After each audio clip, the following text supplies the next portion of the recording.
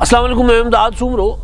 दो तीन दिलचस्प खबरें हैं। एक खबर यह है कि हुकूमत ने पाँव पकड़ने का इरादा कर लिया है। जिसको गले से पकड़ने की कोशिश की जा रही थी, धमकाने की कोशिश की जा रही थी, अब उसी को ही पाँव पकड़कर काम निकालने की तैयारी की जा रही है इलेक्शन कमीशन की।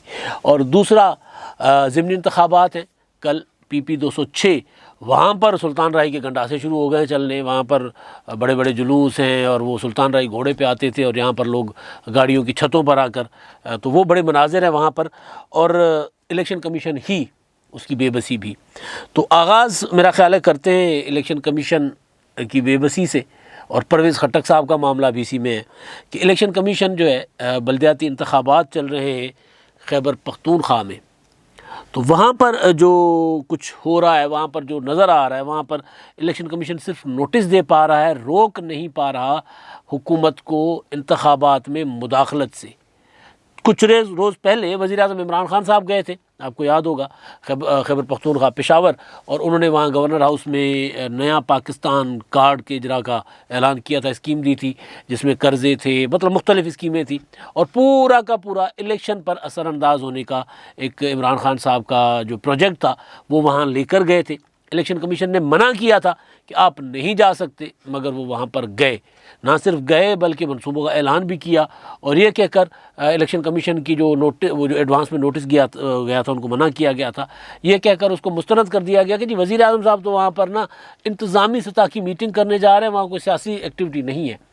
अब इंतज़ामी सतह की मीटिंग हो या कुछ और, लेकिन वज़ीर आज़म को जब इलेक्शन कमीशन मना करता है तो इलेक्शन कमीशन आखिरी अथॉरिटी होता है हमारे यहाँ। जिस तरह अदालत है, सुप्रीम कोर्ट है, इंतखाबात के मामलात में जिस इलाके में इंतखाबात हो रहे हैं वहाँ पर इलेक्शन कमीशन की अथॉरिटी होती है। उसके बाद वहाँ पर इलेक्शन कमीशन तकर्रियाँ भी कर सकता है, तबादले भी कर सकता है, हुकूमत के किए हुए इक़दामात को रोक भी सकता है, और किसी को भी उठाकर हल्का बदर भी कर सकता है। परवेज़ खट्टक साहब के लिए इसी असना में अब एक दरख्वास्त आई है। वज़ीर आज़म साहब को इलेक्शन कमीशन नहीं रोक सका। अली अमीन गंडापुर आप देखें जलसे करते फिर रहे हैं, इलेक्शन कमीशन नहीं रोक रहा। अली अमीन गंडापुर के कंडक्ट पर, उनकी तकरीर पर, अंदाज पर तो पहले बात हो चुकी, पहले व्लॉग में मैं गुजारिश कर चुका हुआ हूँ। लेकिन अब ये है कि इलेक्शन कमीशन बार बार कह रहा है कि वहाँ पर हुकूमत जो है वो या हुकूमती वज़रा मुंतखब नुमाइंदे वहाँ पर नहीं जा सकते, सरकारी ख़जाना खर्च नहीं हो सकता, लेकिन हो रहा है, सरेआम कह रहे हैं। अली अमीन गंडापुर ने कहा कि जनाब हमने देने हैं पैसे आपको। और अब जो दरख्वास्त आई है ये अपना परवेज़ खट्टक के ख़िलाफ़ कि उनको सूबा बदर किया जाए, अख्तियार वली है मुस्लिम लीग नून के, उन्होंने इलेक्शन कमीशन को दिया है कि वो अपने बेटे को जितवाने के लिए अपना परवेज़ खट्टक साहब अपने बेटे को जितवाने के लिए वो वहाँ पर बैठे हुए हैं, इलेक्शन कैंपेन भी कर रहे हैं, सरकारी ख़जाना भी खर्च कर रहे हैं, वहाँ गलियाँ बन रही हैं, नालियाँ बन रही हैं, वहाँ पर ट्यूबवेल्स लग रहे हैं, मतलब पता नहीं क्या क्या ख़जाने सरकार के खुले हुए। और ज़ाहिर है परवेज़ खट्टक साहब ने खोलने ही है ख़जाने। इससे पहले वो जो नौशहरे का इंतखाब था सूबाई ज़िमनी इंतखाबात, वो PDM की तहरीक के दौरान वो हार गई थी PTI, और उसके बाद इमरान अपना परवेज़ खट्टक साहब के भाई लियाकत खट्टक और भतीजे अहद खट्टक जो हैं वो पीपल्स पार्टी में शामिल हो गए। तो परवेज़ खट्टक की तो कमर टूट चुकी हुई है वहाँ पे, तो अब उनको सहारा सिर्फ और सिर्फ सरकारी पैसे का है।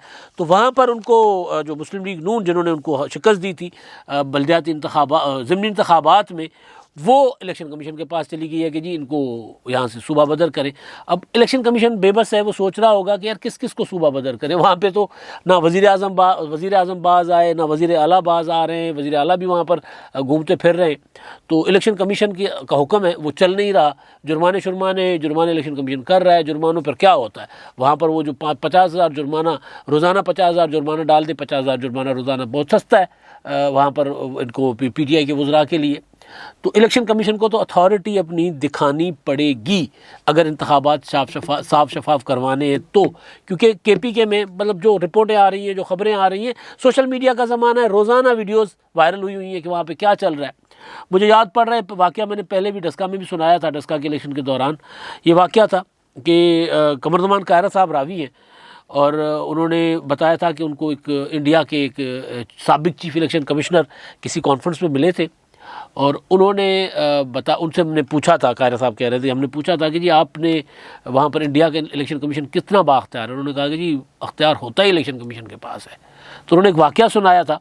तो वाक़या ये था कि जी वो एक इंतखाबात हो रहे थे कहीं ज़िमनी इंतखाबात थे किसी हलके में, तो उस वक्त के जो वज़ीर आज़म थे इंडिया के, प्रधानमंत्री, उन्होंने वहाँ पे हल्के में तो जा नहीं सकते थे, तो उन्होंने प्रोग्राम किया कि यार मैं ना अपना कोई यात्रा करता हूँ, मतलब मजहबी वो रिलीजियस एक आड़ लेके उन्होंने फ़ैसला किया कि जी वो फ़िलहाल, अब वो इलाका मुझे याद नहीं आ रहा, कि वो वहाँ जा रहे थे किसी मंदिर में ना यात्रा करने, पूजा पाठ करने जा रहे हैं।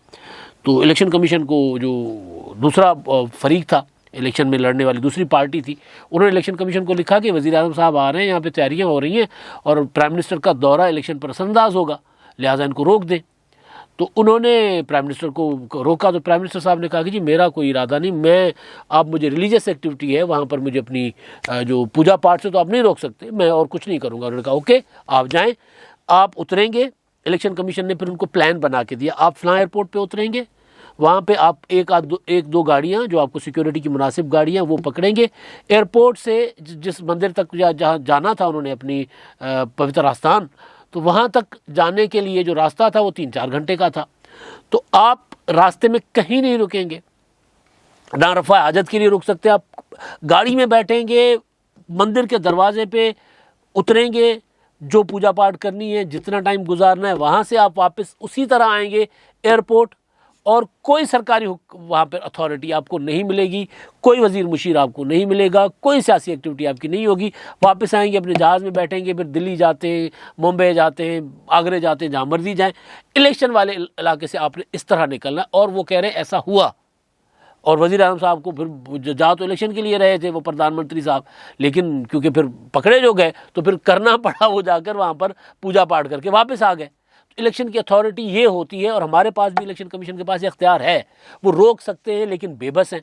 तो वो अब दरखास्तें तो जा रही हैं, अब देखिए कि क्या हो रहा है। अब इलेक्शन कमीशन जो है वो अपना तगड़ा तो है, कानूनी तौर पर तगड़ा तो है। आपने डस्का में देखा, उन्होंने अपनी रिट दिखा दी, सेनेट के इंतखाबात में उन्होंने अपनी रिट दिखा दी, सुप्रीम कोर्ट तक तो अपना कोशिशें होती रहीं, सुप्रीम कोर्ट के जज साहिबान भी कहते रहे, वो फैसला रिकॉर्ड, वो कार्रवाई रिकॉर्ड पर है कि शो ऑफ हैंड के ज़रिए इंतखाबात करवाए जाएँ। इलेक्शन कमीशन ने कहा नहीं, हमें आइन अख्तियार नहीं देता, हम नहीं करवा सकते। सेनेट का इंतखाब जो इमरान खान साहब की ख्वाहिश थी वो नहीं हुआ, और उसके बाद डस्का के इंतखाबात, इमरान खान साहब की हुकूमत ने पूरे के पूरे इलेक्शन कमीशन पर को इस्तीफ़े दे दो, ये कर दो, वो कर दो। उन्होंने कहा नहीं, डस्का के इंतखाबात की जो ना सिर्फ वो जो दोबारा इंतखाबात हुए बल्कि तहकीकात हुई, तहकीकाती रिपोर्ट, बल्कि अब तो खबर ये भी आई है कि वो जो तहकीकाती रिपोर्ट की रोशनी में जो मुलविस अरकान जो हैं, अपना हुकाम हैं, सरकारी अफसरान धांधली में, उनके खिलाफ क्या कार्रवाई हो सकती है, उसके लिए इलेक्शन कमीशन ने कमेटी बना दी हुई है। तो इलेक्शन कमीशन के पास अख्तियार तो बहुत है, लेकिन अब मसला ये है कि यहाँ पर इलेक्शन कमीशन उस तरह अख्तियार इस्तेमाल नहीं कर रहा। खैबर पख्तूनख्वा हो, सिंध हो, बलूचिस्तान हो, पंजाब हो, जहाँ पर इंतखाबात हो रहे हैं, वहाँ पर अगर कोड ऑफ कंडक्ट के मुताबिक कोई नहीं जा सकता तो उसको इलेक्शन कमीशन को रोकना चाहिए। नहीं रोक पा रही इलेक्शन कमीशन, नहीं रोक पा रहा, और वहाँ पर ये सारा कुछ चल रहा है। एक तो ये है, और दूसरा ये कि वो जो मैंने गुजारिश की थी कि इलेक्शन कमीशन, इमरान खान साहब अब वो या हुकूमत अब पहले गला पकड़ रही थी, गर्दन से पकड़ रही थी, अब पाँव पकड़ने पर राज़ी हो गई है। काबीना के इजलास में इमरान खान साहब को ये मशवरा दिया गया, मशवरा उन्होंने दिया जिन्होंने इलेक्शन कमीशन से लड़ाई ली थी, शिबली फराज साहब, आज़म सवाती साहब। शिबली फराज साहब ने भी प्रेस कॉन्फ्रेंस की थी ना इलेक्शन कमीशन के ख़िलाफ़, याद होगा आपको कि वो पूरे वज़रा के टोले, तब वो इतलात के वज़ीर थे, पूरा टोला बिठाकर वज़रा का सारा उन्होंने कहा था इलेक्शन कमीशन पूरा का पूरा इस्तीफ़ा दे दे, चीफ इलेक्शन कमिश्नर और सारे अरकान, ये हमें इलेक्शन कमीशन कबूल नहीं है, ये सियासी है, ये है, वो है। तो शिबली फराज साहब ने और आज़म सवाती ने तो धमकियाँ शमकियाँ भी लगाई थी। तो उन्होंने वज़ीर आज़म साहब को मशवरा दिया है कि जी इलेक्शन कमीशन से हमने लड़ाई नहीं लड़नी, अब हम इलेक्शन कमीशन के साथ सुलहजुई के साथ, उनके साथ मुफाहमत के साथ चलते हैं, और उनके साथ वो क्या होता है भाईबंदी में काम करवाते हैं, उनसे काम करवाते हैं। कौन से? ज़ाहिर है काम करवाते आज़म सवाती साहब पर जुर्माना, आज़म सवाती साहब का मुकदमा पड़ा हुआ इलेक्शन कमीशन में, वो फॉरेन फंडिंग केस पड़ा हुआ इलेक्शन कमीशन में, और ये अगर डस्का वाले जो हुकाम को सज़ाएँ हो गई तो फिर इलेक्शन को रिग करने की कौन सोचेगा? ज़ाहिर कोई नहीं सोच सकेगा कि हुकूमत के अहकामात पर कोई डिप्टी कमिश्नर, कोई पुलिस वाला, कोई एसी, कोई नहीं कोशिश करे, कोई सोचेगा भी नहीं।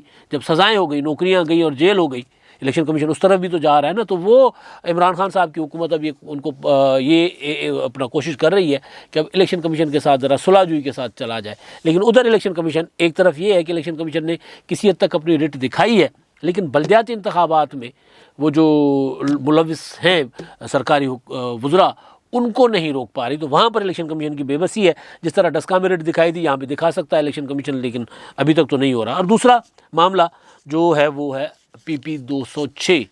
PP 206 में बड़ा दिलचस्प मुकाबला है। कल इंतखाबात हैं वहाँ पर, और यहाँ पर मुस्लिम लीग नून, PTI, पीपल्स पार्टी, TLP इनके कैंडिडेट्स मैदान में हैं।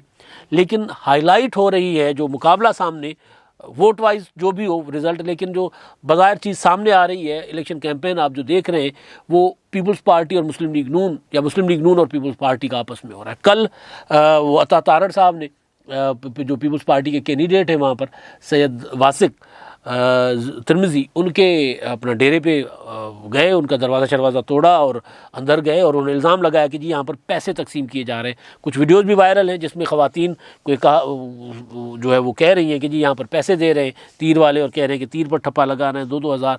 ये वही बिल्कुल जो NH 133 में लाहौर में हुआ था, वो वाला मामला भी इलेक्शन कमीशन में तहकीकात का भी पड़ा हुआ है। लेकिन यहाँ पर भी इसी तरह के इल्ज़ामात हैं। लेकिन असल चीज़ जो है वो ये वहाँ पर सुल्तान राय स्टाइल में गए थे अता तारड़ साहब। इसी तरह वो गए थे, आपको याद होगा सियालकोट का जो ज़िमनी इंतखाबात हुआ था, जो PTI जीत गई थी, मुस्लिम लीग नून की खाली करदा सीट थी, जीत PTI गई थी, और वहाँ पर वो इलेक्शन लड़े थे। बहरहाल क्या नाम था उनका, एहसन सलीम बरियाल, वो लड़े थे वहाँ पर इलेक्शन। तो वो वहाँ पर PTI जीत गई थी, और वहाँ पर भी अता तारड़ ने इस तरह की कुछ कोशिश की थी, वहाँ पर थाने में लॉकअप में रहे थे। तो अता तारड़ इलेक्शन में जब होते हैं तो फिर बताते हैं कि जी मैं इलेक्शन मुहिम चला रहा हूँ और तगड़े पाँव चला रहा हूँ। लेकिन यहाँ पर मसला ये है कि यहाँ पर सामने अली हैदर गिलानी और मूसा गिलानी, यूसुफ रज़ा गिलानी के वो जो 3G 4G जो मैं कहता होता हूँ ना बेटे जो है, वो वहाँ पर है। तो उन्होंने मुल्तान में जो 30 नवंबर को पीपल्स पार्टी के यौम तासीस के दिन पिछले साल वहाँ पर जब हुकूमत ने जलसा करने की इजाज़त नहीं दी थी, तो उन्होंने किस तरह मैदान लगाया था वो सबको पता ही है। फिर मरियम नवाज़ साहबा भी वहाँ पर पहुँची थी, आसफा भुट्टो पहुँची थी, और हुकूमत की सारी जितनी भी रुकावटें थी उन्होंने ख़त्म कर दी थी। एक आधी रात, एक रात लॉकअप में भी गुजारी थी लड़कों ने। लेकिन बहरहाल तो वो वहाँ पर उनके मुकाबले में है। तो उन्होंने जब ये वाक़या हुआ, जो अपना इन्होंने क्या नाम है अता तारड़ साहब ने वो पीपल्स पार्टी के कैंडिडेट के घर में दाखिल हो गए, तो उसका पर्चा करवा दिया, FIR दर्ज करवा दी, जिसकी अता तारड़ ने अब ज़मानत भी करवा ली, और FIR दर्ज करवाई है थाने पर धरना देकर। इसका मतलब है कि पीपल्स पार्टी, अगर उन पर इल्ज़ाम सच्चा है झूठा है वो तो इलेक्शन कमीशन साबित करेगा, लेकिन इल्ज़ाम आ रहा है तो इसका मतलब है कि पीपल्स पार्टी NA 133 के बाद 206 में, PP 206 में भी कोई मजबूत पाँव पर खड़े होकर इंतखाबात लड़ रही है। और पिछले इंतखाबात में पीपल्स पार्टी के वोट थे 6600, तो अब अगर पीपल्स पार्टी 15,000 वोटों तक चली गई तो फिर पीपल्स पार्टी के लिए जो कहा जा रहा था कि पीपल्स पार्टी पंजाब में दोबारा रिवाइव करने की, या कम से कम जो वो हल्के जहाँ पे वो इलेक्शन लड़ सकते हैं वहाँ से मजबूत अपना कैंडिडेट देकर आम इंतखाबात में अच्छे रिज़ल्ट ले सकती है। तो यहाँ पर जो कल इंतखाबात होना है उससे पता चल जाएगा। और एक चीज़ दिलचस्प इस हल्के की ये है कि इस यहाँ पर वट्टा सटा हुआ है कैंडिडेट्स का। वट्टा सटा आप समझते हैं ना, वट्टा सटा हुआ है। जो कैंडिडेट PTI का था 2018 में, वो मुस्लिम लीग नून का कैंडिडेट है कल, राना सलीम साहब नाम है उनका।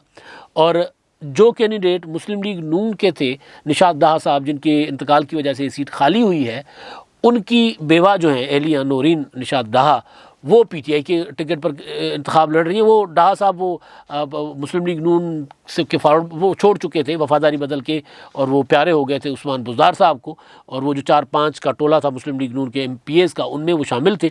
तो वो तो खैर उनको मुस्लिम लीग नून ने टिकट नहीं दिया था, लेकिन मुस्लिम लीग नून ने PTI के कैंडिडेट को टिकट दिया है। पीपल्स पार्टी के कैंडिडेट वही है जिन्होंने 2018 में इंतखाब लड़ा था।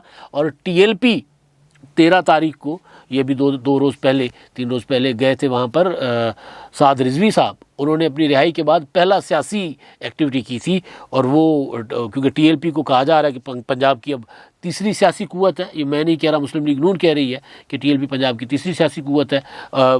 शेख रशीद साहब ने भी कहा, तो वो भी वहाँ मैदान में है, तो इंतखाब मुकाबला बड़ा दिलचस्प होगा। और पीपल्स पार्टी पर नज़रें इसीलिए भी सब की हैं कि पीपल्स पार्टी ने जो अचीवमेंट NA-133 में की है, अगर उसी तरह उन्होंने वहाँ परफॉर्म किया तो फिर समझा जाएगा कि पीपल्स पार्टी वाकई हर हलके में जो उनके मजबूत हलके पुराने थे उनमें बेहतर परफॉर्म कर सकती है। बहरहाल तो ये सारी सूरत हाल है कि इमरान खान साहब जो हैं वो अब अपनी पॉलिसी बदलने का सोच रहे हैं इलेक्शन कमीशन के लिए। अब देखना है कि इलेक्शन कमीशन इस जो इमरान खान साहब कर रहे हैं उसके झांसे में आकर इनकी जो ये है बेज़ाब्तगियाँ, कानून की खिलाफ वर्जियाँ, उनको नज़रअंदाज करेगा या कार्रवाई करेगा। अब तक के लिए इतना ही। अल्लाह हाफ़िज़।